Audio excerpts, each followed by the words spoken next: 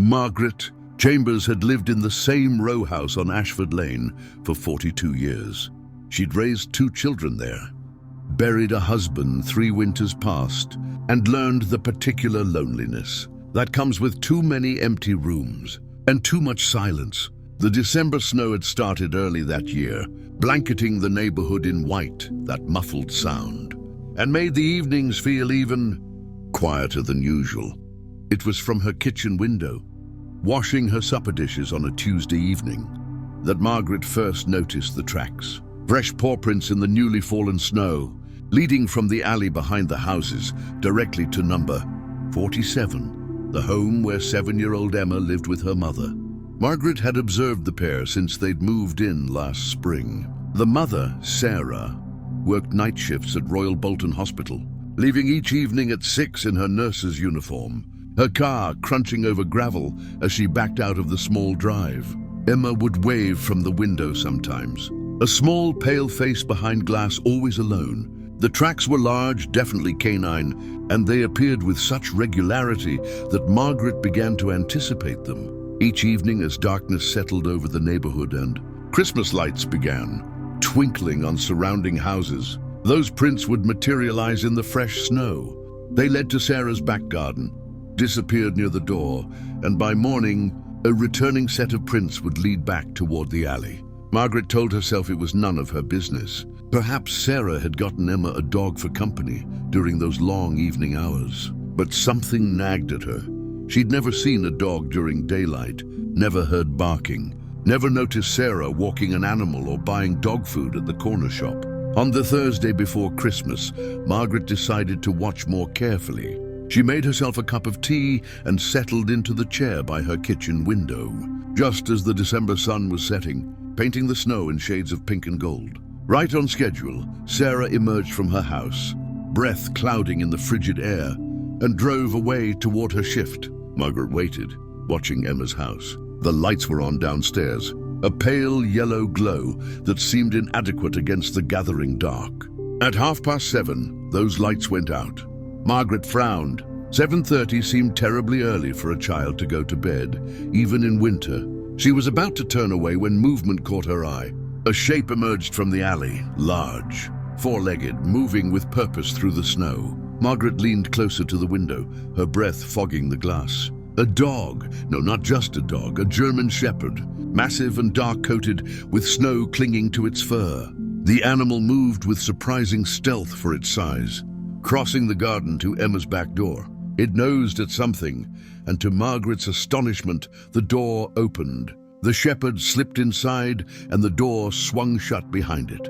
Margaret sat back, heart beating faster than it should. A stray dog getting into a house where a child slept alone. Every instinct told her this was wrong, potentially dangerous. German shepherds were guard dogs, weren't they? Powerful, protective, but also capable of harm if they felt threatened or if they were feral. She should call someone. The police, perhaps, or the RSPCA, but something made her hesitate. The dog had moved so purposefully, so calmly. There had been no aggression in its posture, no predatory slinking. It had entered that house like it belonged there. The next morning, Margaret watched Emma leave for school. The girl wore a thin navy coat that looked at least one size too small, unsuitable for the bitter cold. Her breath came in small white clouds as she walked toward the bus stop. Alone as always, her small boots leaving prints in the overnight snow. Margaret noticed she moved slowly, shoulders hunched against the wind. And there was something about the set of her thin shoulders that spoke of weariness rather than the boundless energy most 7-year-olds possessed. That evening, Margaret watched again. The same routine, Sarah leaving for work, lights going off at 7:30, the shepherd appearing from the alley precisely at 8. This time, Margaret noted something else. Through Emma's upstairs window, just visible from Margaret's vantage point, she could make out shapes in the lamplight from the street. The small form of a child in bed, and beside the bed, the unmistakable bulk of a large dog. Lying on the floor like a sentry, Margaret's mind raced through possibilities. Perhaps Emma had befriended the stray. Perhaps she was feeding it and it came for the food. But why would Sarah allow this? And if she didn't know about it, how could a child keep such a secret? More importantly, was Emma safe? Over the next 3 days, Margaret's observations became a ritual. She documented times, took notes, and watched Emma more carefully during daylight hours. The child left for school each morning, looking increasingly tired. Dark circles visible even from a distance beneath her eyes. Her coat remained inadequate despite temperatures that dropped below freezing. Once Margaret saw her stumble in the snow on her way home, falling hard on the icy pavement. The girl picked herself up slowly, testing her weight on one ankle, and limped the rest of the way home. That evening, watching through her window, Margaret saw something that made her breath catch. Emma appeared in her bedroom window, wearing what looked like a summer nightgown, thin, short-sleeved, utterly inappropriate for winter. The child was setting something down on the floor, a bowl of some kind. Minutes later, the shepherd arrived, and Margaret watched it move through the house to the stairs. Through Emma's window, Margaret could see the dog's gentle attention to the child's injured ankle, the way it licked the scraped skin with patient care, the way Emma's small hand rested on its head with absolute trust. The relationship was undeniable, but what did it mean? Why was this child alone in a cold house being tended to by a stray dog? Margaret's hands trembled as she picked up her phone and dialed the police. Non-emergency number. "I'd like to report a concern about a child," she said, her voice steadier than she felt. "My neighbor's daughter, number 47 Ashford Lane. The mother works nights and the child is alone. And there's a large stray dog getting into the house every evening." The dispatcher took her information with professional efficiency. Someone would look into it, she was assured. Margaret hung up, feeling both relieved and guilty. What if she was overreacting? What if she was about to bring trouble down on a hard-working single mother who was simply doing her best? 2 days passed with no response. Margaret called again, this time more insistent. "The temperatures are below freezing," she said firmly. "The child is injured. I saw her fall.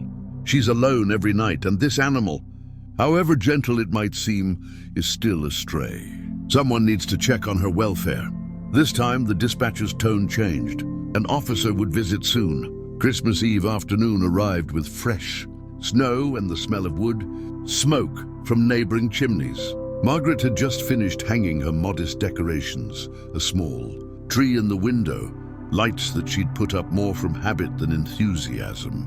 When she saw the police car pull up outside number 47, she positioned herself by the window, unashamed now of her surveillance. A constable emerged, tall and official in his uniform. Accompanied by a woman Margaret recognized as a social worker. She'd seen her around the neighborhood before, usually on business that involved struggling families. Sarah answered the door in her dressing gown, clearly just awakened from sleep before her shift. Even from across the way, Margaret could see the confusion on her face turn to alarm, then defensiveness. The conversation at the doorstep was animated, Sarah's hands moving in gestures that spoke of frustration and incomprehension. The constable asked something, and Sarah stepped back, calling into the house. Emma appeared, still in her school uniform, her eyes enormous in her thin face, fear written clearly across her features. Margaret watched the constable crouch down to Emma's level, speaking to her directly. The social worker, a kind-faced woman with gray-streaked hair, touched Sarah's arm, saying something that seemed to calm the defensive mother. Then she asked something, gesturing toward the stairs. Sarah nodded, bewildered, and the three of them, constable, social worker, and mother, followed Emma upstairs and out of Margaret's sight. The minutes stretched. Margaret gripped her teacup so tightly, her knuckles went white. What were they finding up there? Was Emma all right? Had she done the right thing by calling? When they finally reappeared in the downstairs window, everything had changed. The constable was speaking urgently into his radio. The social worker was kneeling beside Emma, holding both her small hands, speaking with an expression of such gentle concern that Margaret felt tears prick her eyes. Sarah stood apart, one hand over her mouth, her face transformed by what looked like genuine shock and dawning horror. More officials arrived. Margaret watched it all unfold like a silent film from across the snow-covered lane. An animal control van pulled up and Margaret's heart sank. They were going to take the dog. She watched the constable go outside to speak with the animal control officer. A prolonged conversation. punctuated by gestures toward the house and consulting of papers. Then unexpectedly, both men turned and looked directly at Margaret's house. When her doorbell rang, Margaret's heart hammered. She opened the door to find the constable and animal control officer on her step. Their expressions grave but not unkind. "Mrs. Chambers? You're the neighbor who made the welfare call?" Margaret nodded, suddenly aware of how this might look, an interfering old woman with nothing better to do than spy on her neighbors. "I was concerned," she said, lifting her chin. "The child is alone every night, and that dog—" "You did exactly right, Mom," the constable interrupted gently. "May we come in for a moment?" In her sitting room, they explained. Emma had been terrified to tell them about the dog at first, afraid she'd get in trouble, afraid they'd take him away. But the social worker, Claire, had noticed things in Emma's bedroom. The window left slightly open despite the freezing temperatures. The inadequate bedding, the cold radiator, the bowl of food, portions of Emma's school lunches saved and shared. Emma had finally told them everything, her words tumbling out once she understood they weren't angry. The dog had started coming 2 months ago, just after the first heavy snow. Emma had been frightened initially, but he'd been so gentle, just lying near the heating vent in the living room, the only source of warmth after the timer shut the system off at 8 o'clock each night to save money. The house was so cold, Emma had explained, so cold she couldn't sleep, even under all her blankets. And the dark was frightening when she was alone. The old house full of creaks and settling sounds that scared her. One night, shivering uncontrollably, Emma had crept downstairs to see if the dog was still there. He'd followed her back upstairs, lying beside her bed. The warmth radiating from his large body made the cold bearable. His quiet presence made the darkness less terrifying. From that night on, the shepherd had come every evening. Entering through the back door, Sarah had been meaning to fix the broken latch for weeks, but kept putting it off and keeping vigil until just before dawn. When he'd slip away before Sarah returned from her shift, Emma had been feeding him with the only food she could access, without her mother noticing, half her sandwich. From school lunch, the apple or banana she was supposed to eat.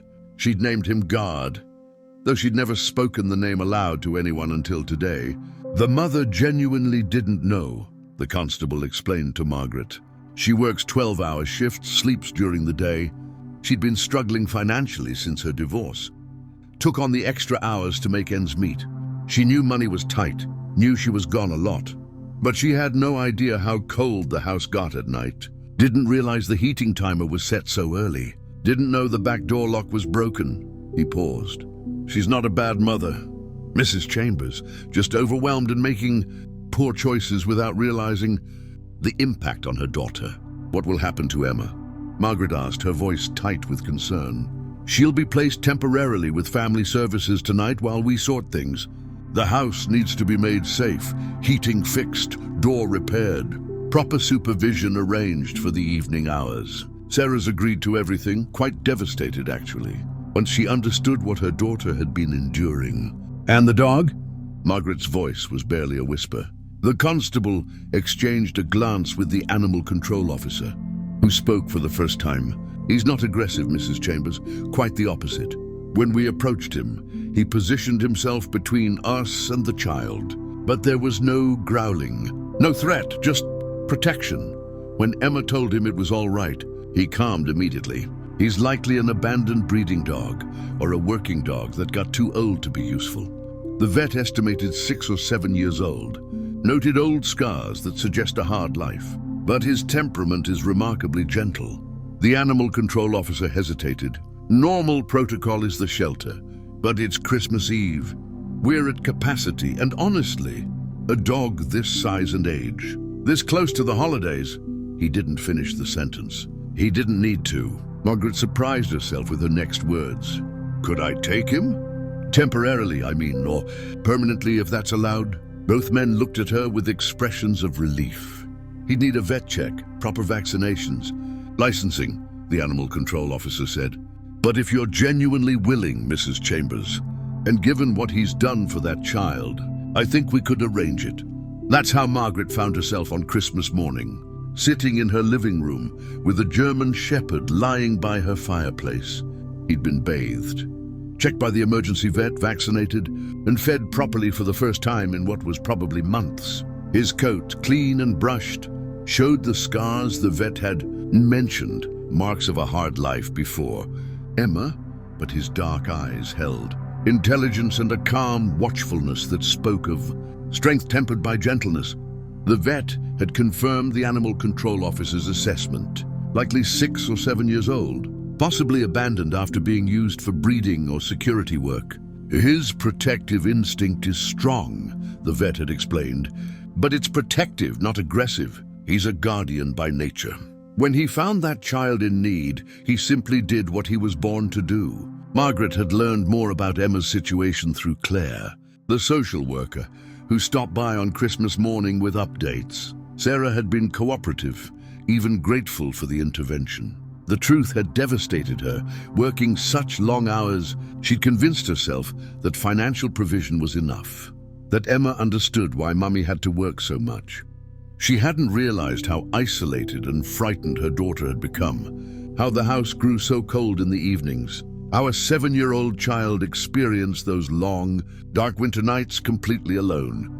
We're implementing a support plan rather than removing Emma permanently, Claire explained, accepting Margaret's offer of tea. Sarah's reduced her hours at the hospital, accepted assistance with heating costs through hardship grants, and agreed to counseling for both. Herself and Emma, we've arranged proper childcare for evening hours through a subsidized program.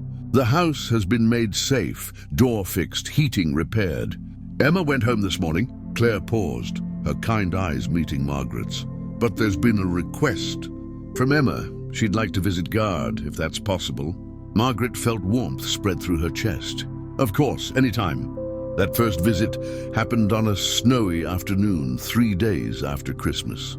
Sarah brought Emma to the door, the mother's face showing exhaustion, but also something new. Genuine awareness and gratitude. Mrs. Chambers, Sarah said quietly, I don't know how to thank you. I was so caught up in trying to provide, I didn't see what Emma actually needed. You saved my daughter.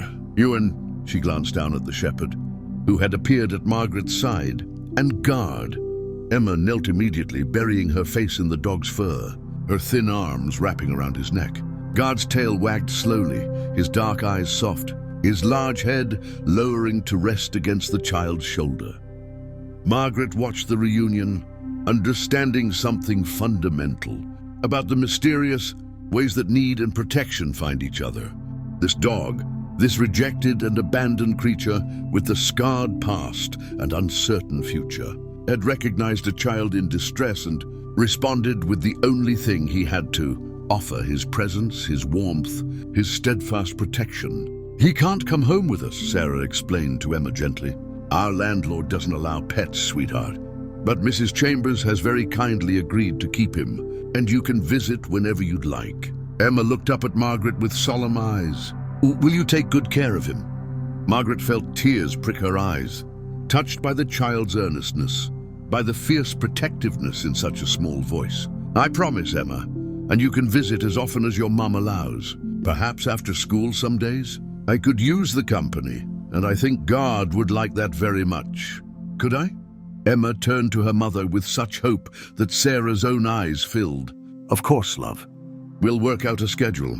Over the following weeks, a routine developed that brought unexpected richness to Margaret's quiet life. Emma visited 3 afternoons a week, arriving on the bus from school and walking the short distance to Margaret's door.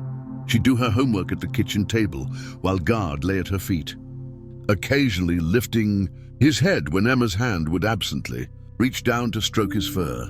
Margaret found herself baking again, biscuits for Emma's visits, preparing small snacks, making the house warm and welcoming in ways she hadn't bothered with since her own. Children had grown. The rooms that had felt too empty for 3 years now felt purposefully full. The silence that had pressed down on her had been replaced by the comfortable sounds of a child's chatter, a dog's contented sighs, the companionship of beings who needed her as much as she'd needed them. Emma's transformation was visible week by week.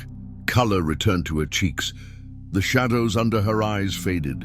Her smiles came more easily, and Margaret heard her laugh, really laugh, with the unself-conscious joy of childhood for the first time, while playing with God in the small back garden, throwing snowballs that the shepherd would leap to catch. Sarah, too, seemed lighter somehow. She began stopping in for brief chats when collecting Emma, sharing her gratitude repeatedly until Margaret finally told her gently that she could stop thanking her. This arrangement benefited everyone involved. "It's funny," Sarah said one February afternoon, watching Emma and God through the window as snow fell softly outside. "I thought I needed to work myself to exhaustion to give Emma everything. But what she needed was someone to be there when it was dark and cold. God gave her that when I didn't. You're giving it to her now," Margaret said firmly. "That's what matters." On a bitter evening in late February, with snow falling in that peculiar silence that seems to stop time, Emma asked Margaret a question that had clearly been on her mind. "Mrs. Chambers, why did God choose me? There are lots of houses he could have gone to. Why mine?" Margaret set down her knitting and considered the question with the seriousness it deserved. Through the window, the street lamps cast golden circles on the fresh snow, and she could see her reflection in the glass. An old woman with a young child and a faithful dog, a family. That circumstance and need had brought together. "I think God recognized someone who needed protecting," Margaret said slowly. "German shepherds are guardian dogs. Emma, it's in their nature what they were bred for. To stand watch, to protect, to be loyal. And you needed someone to stand watch over you when your mum couldn't be there." Emma was quiet for a moment, her small hand resting on God's head. The dog sat beside her chair with that alert stillness that was his trademark, present and watchful even in repose. "Did God send him to me?" Emma asked, her voice very small. Margaret felt the weight of the question, the child's need for meaning in what had happened. She thought about coincidence and providence, about the mysterious ways that broken souls find each other. "Maybe," she said honestly, "or maybe kindness just finds its way to those who need it most, like how God found you and how you both found me. Either way, Emma, I'm glad he chose your house. I'm glad you trusted him, and I'm very glad you both came into my life." Emma smiled, the genuine, unguarded smile of a child who feels safe. Outside, the snow continued falling, transforming the street into something clean and new. But inside Margaret's warm house, three beings who had each known loneliness in different forms had found something precious: the quiet, comfort of being needed, the profound gift of being chosen, the healing that comes from standing watch over each other through the long, cold nights. God shifted slightly, his eyes moving from Emma to Margaret and back again, eternally vigilant, eternally faithful.